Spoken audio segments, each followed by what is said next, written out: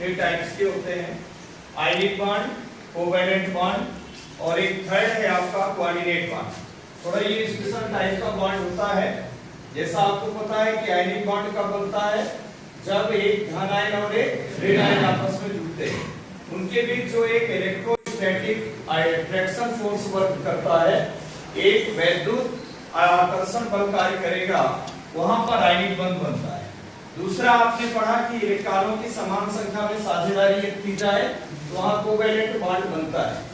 ये तीसरा जो थोड़ा सा स्पेशल है, मतलब थोड़ा हटके है, इसका नाम ही है कोऑर्डिनेट बॉन्ड। इसमें टू टाइप्स की कंडीशन आपको दिखेगी, एक तो डोनर एटम होगा और एक एक्सेप्टर एटम होगा। मतलब एक दाता परमाणु होगा और दूसरा होगा क्या, ग्राही परमाणु।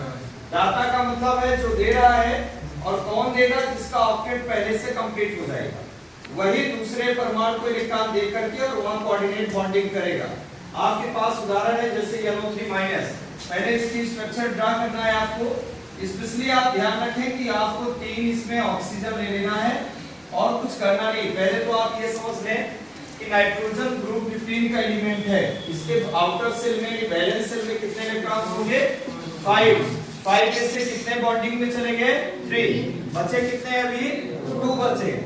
बट यहाँ आपको थोड़ा सा नोटिस करने की आवश्यकता है कि इसको आप काउंट करें, यहाँ हो जाता है कितना, 2 और 2 इसमें तो 4 और ये 6 हो गया और ये कितना हो गया, 8।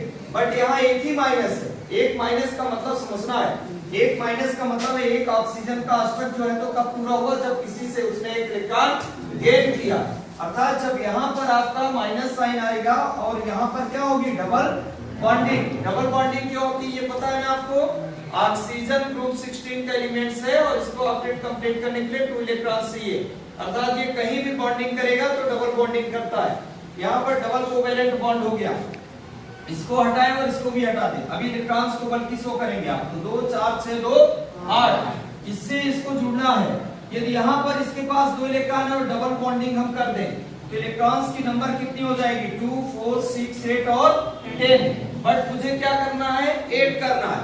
8 करना है मतलब ऐसी कंडीशन आपके पास क्या आ रही है, यहाँ पर 2 इलेक्ट्रॉन्स है और ये 2 इलेक्ट्रॉन्स क्या करेंगे कि इसको ये नाइट्रोजन क्या करेगा, इलेक्ट्रॉन डोनेट कर देगा, इलेक्ट्रॉन देगा। और जो इलेक्ट्रॉन दे रहा है वो डोनर कहलाएगा, जो ले रहा वो एक्सेप्टर कहलाएगा। बट ये दोनों के ऑक्टेट में गिने जाएंगे। बॉन्ड के इलेक्ट्रॉन्स केवल नाइट्रोजन या केवल ऑक्सीजन के ऑक्टेट में काउंट नहीं किए जाएंगे, ये दोनों के ऑक्टेट में काउंट किए जाते हैं।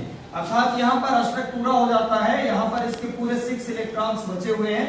इसमें आप करेंगे 6 + 2 तो कितने इलेक्ट्रॉन्स हो जाएंगे, 8। और यहाँ भी आप करेंगे तो कहां से हो रहा है, 2 4 6 और 2 8। मतलब इसको इस तरह से आप थोड़ा सा विभाजित करके लिखें तो आपकी बात समझ में आएगी। यहाँ 8 इलेक्ट्रॉन्स हो गए। यहाँ भी आपको पता है कि कितने बचे इसमें, 4।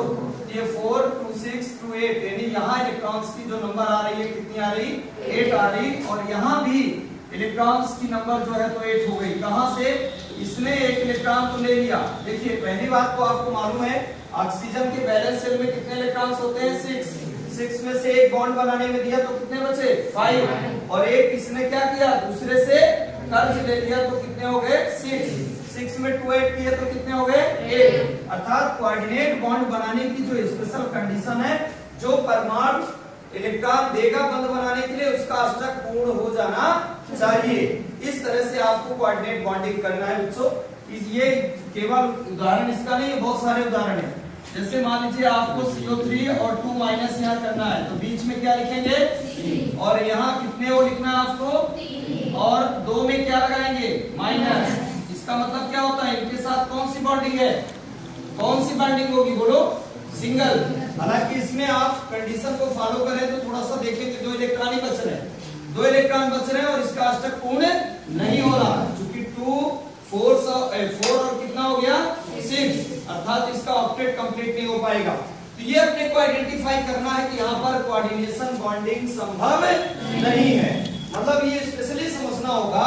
इसके लिए शर्त क्या होती है, शर्त होती है कि जो परमाणु साझे के लिए इलेक्ट्रॉन देगा उसका अष्टक पूर्ण हो जाना चाहिए। और दूसरी बात ये है कि जो परमाणु इलेक्ट्रॉन को दे रहा है उसमें उसे डोनर कहेंगे और जो ग्रहण करेगा उसे क्या कहेंगे, एक्सेप्टर। और तीसरी बात ये है कि जो बॉन्ड में इलेक्ट्रॉन्स रहेंगे ये नाइट्रोजन के ऑक्टेट में भी काउंट किए जाएंगे और ऑक्सीजन के ऑक्टेट में भी काउंट किए जाएंगे। एक आपके पास और बड़ा उदाहरण बता देते हैं। जैसे आपने H2SO4 लिया, बीच में आपको क्या रखना है, यस, ये आपने यस रख लिया, फिर इधर बॉन्ड कर दीजिए, इसके 4 बॉन्ड भी कर रहे हैं, फिर देखिए आगे क्या करते हैं। यहाँ पर बॉन्ड हो गया, बॉन्ड यहाँ भी आपने बना दिया। आपको पता है वैसे कि सल्फर किस समूह का है, 16 का है। कितने इलेक्ट्रॉन्स इसके आउटर शेल में होते हैं, 8 इलेक्ट्रॉन, सॉरी 6, यानी 6 आ रहे हैं। तो इसको पहले हटा दीजिए धीरे से। इसके साथ 2 H है तो यहाँ H आपको ऐड कर देना है, ये अटैच हो जाएगा। यहाँ पर ऑक्सीजन के साथ हाइड्रोजन बॉन्ड बना लेते हैं, यहाँ भी ऑक्सीजन के साथ, तो यहाँ 2 बॉन्ड बन गए।